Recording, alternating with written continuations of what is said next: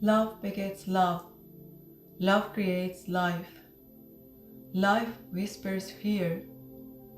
Fear accompanies courage. Courage carries confidence. Confidence whispers hope.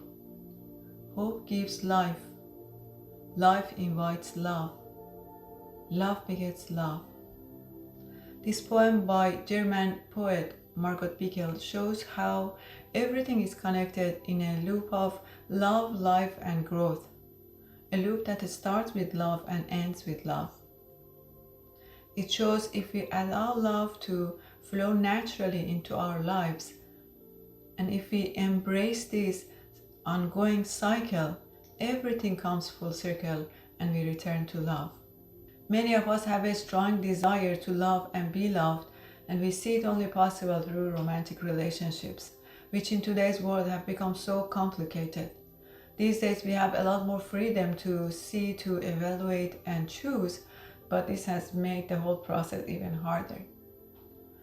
But what if romantic love is just a small part of love that exists and can nurture our lives? What if there is much more to love? I'm not denying our desire to be in an authentic relationship where we can love and be loved without fear of rejection, without holding something back, without hiding some parts of us, without having certain expectations hanging over our relationship. But how can we find our way to that kind of relationship? A relationship in which love feels pure, love feels warm, it feels simple, it feels full, it feels safe, it feels like being alive, it feels like appreciation, it feels like being a human. That kind of love sounds really beautiful and fulfilling, doesn't it? But I've learned that that kind of love is only possible when we make love a way of being.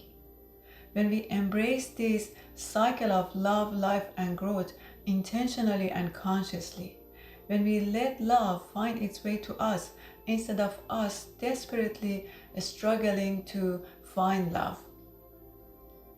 When we make love a way of being, we acknowledge the love that already exists in our day-to-day life in all aspects of our lives.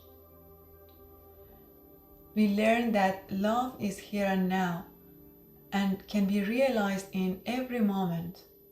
Then we become present with the love that already exists. When we become present with the love that already exists, we get to heal our wounds and become available for love, emotionally available for love. Then we get to forgive ourselves for the mistakes we have made. Then we get to forgive others for the hurt they caused. When we are present with that love, we look at life differently. We understand that we can be grateful for the life itself. And every moment and every day becomes an opportunity to create more love and joy. When we are present with that love, we get to look at ourselves with curiosity and wonder and see all parts of us, the good parts of us and the not so good parts of us, and accept them all. And then we get to understand that no matter what we are going through in life and what is happening in our lives and how we are reacting to our lives, we always deserve more love, not less. When love becomes our way of being and living, we understand that love is about contributing to the beauty and harmony of this world. Then we won't hurt ourselves and others anymore because we don't want to add more pain to this world. Instead, we first ask ourselves and then others, how can I be kinder to you? How can I make your life easier? How can I be there for you? When we make love a way of being, it transforms us, and it transforms everything we do. The way we cook, the way we interact with our children, the way we do our jobs. And then our presence becomes a blessing to the world, no matter what we do. When we make love a way of being and living, we become interested in details of life. We become interested in ordinary joys of everyday life. We notice the smallest changes in ourselves and in our environment. We become curious, and that curiosity excites us to explore, to learn, to dive deep into life and really experience this opportunity of living and life. When we stay curious, we get to see the whole world in a whole new way, and life becomes colorful, and we fall in love with life. Now imagine yourself as a person who is in love with life, who is interested in small, ordinary joys of everyday life, who is curious, who is playful and alive. You become rich and interesting. Don't you think a person like that would be super attractive? Don't you think a person like that would be great at loving someone deeply? Can you imagine yourself being that person?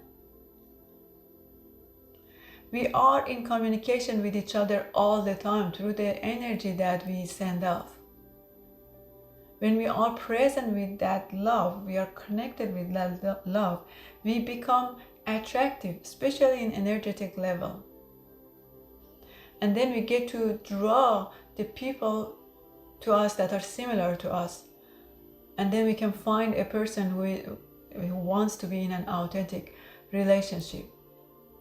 That's how we let love find its way to us without much effort, without constantly wanting, needing, and looking for love.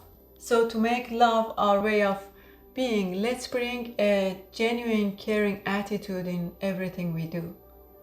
Let's start with treating first ourselves and then others with kindness, patience, and understanding. Let's not let fear of not receiving love in return hold us back from loving someone, even if it is hard.